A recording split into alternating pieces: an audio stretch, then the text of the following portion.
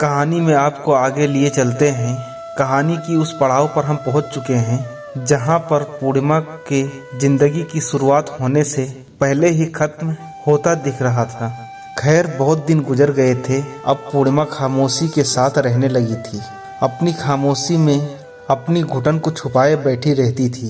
किसी से कुछ नहीं कहती, अपने जज्बातों को अपने सिरहाने से समेटे रहती थी। रात में उसके सिसकने की आवाज़ बस उसके कानों तक ही जाती थी। किसी और को कंधा उसके रोने के लिए भी नहीं था।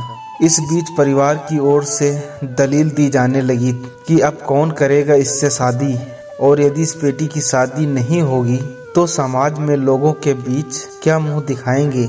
यह सोचकर हेमंत के छोटे भाई से पूर्णिमा की फिर से सगाई करवा दी गई। ना चाहते हुए भी पूर्णिमा को फिर एक रिश्ते में बांध दिया गया, पर वह महीनों तक वर्षों तक जिंदा होकर भी मरती रही, सहती रही सारे ताने, सारी पड़तना।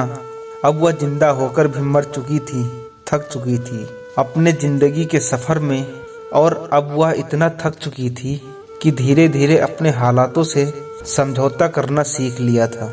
उसने शायद इसलिए अब तो खुश रहने लगी थी। परिवार के अन्य सदस्यों के सामने और लोगों के सामने अपने दुखों को छुपाने की भरसक पूरी कोशिश करने लगी थी।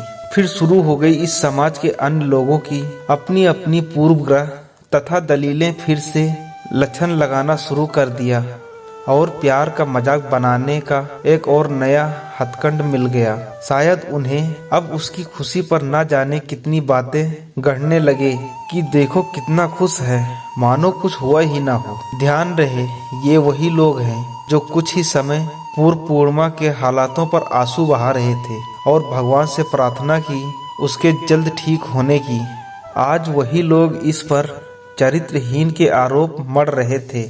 इन सभी बातों ने उसके जीवन में पुनः वह सारी विपदाओं को ला खड़ा किया जो उसने पहले देखी थी। मानो उसके जीवन में दुखों का साया फिर से आ गया। उसके हंसते खेलने वाले जिंदगी में फिर से दुखों का बवंडर आ गया।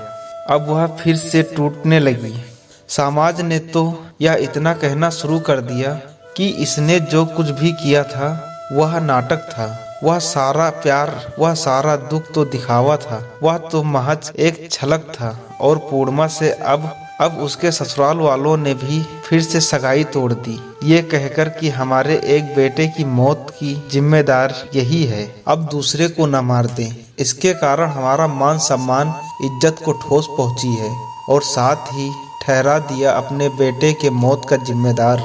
हम उसके दर्द की कल्पना भी नहीं कर सकते हैं जिसने इस दर्द को जिया है। मैंने मात्र देखा है उसे ये जिंदगी जीते हुए, और मैं बहुत आहत हूँ लोगों की, समाज की व परिवार की ऐसी मानसिकता को देखकर। और जिसने ये सब सहा है उसकी मनोदशा कोई समझ नहीं सकता। फिर क्यों लोग आ जाते हैं किसी की खुशियों को छीनने?